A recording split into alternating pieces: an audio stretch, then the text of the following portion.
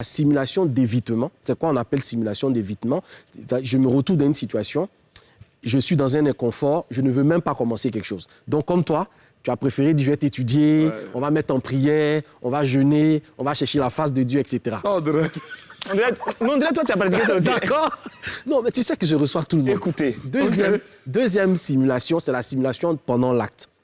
C'est-à-dire là, on est déjà engagé.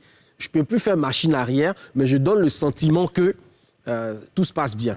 Et puis, il y a la simulation de fin. La simulation de fin, c'est-à-dire que la personne ne s'est même pas rendue compte. C'est-à-dire, à aucun moment, elle s'est rendue compte que tu n'étais même pas dans le rapport, mais en fait, il n'y aura plus jamais une seconde fois. Non, ça, c'est fini, ça. Voilà, c'est-à-dire qu'il n'y aura plus jamais une seconde fois avec la personne. Donc voilà les différents types de simulations qui peuvent exister, mais il ne faut pas oublier que parfois, la simulation peut provoquer le désir sexuel. C'est-à-dire le fait même parfois de la simulation chez la femme.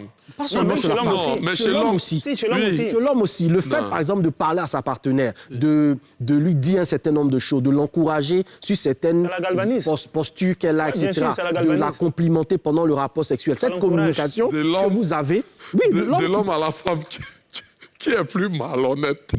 Non. Malhonnête au lit. Non, les femmes, elles ont le trophée. Il y a des pépites là-bas quand même. Pourquoi je dis ça? Okay. Parce que tu sais, attends d'abord, la plupart des femmes ne savent pas que les hommes arrivent à simuler. Oui. Il y a d'autres qui sentent quand même.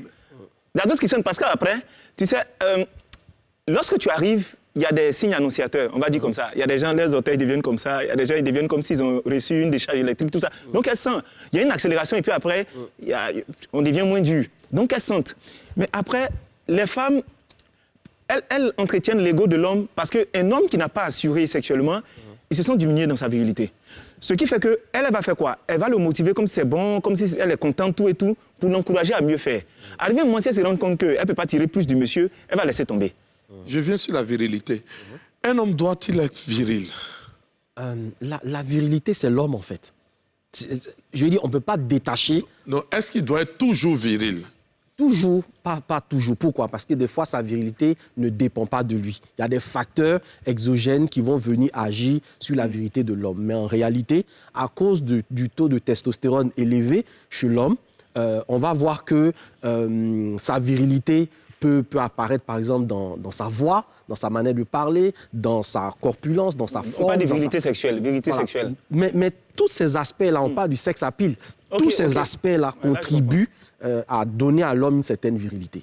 Maintenant, on confond généralement la virilité et la puissance sexuelle.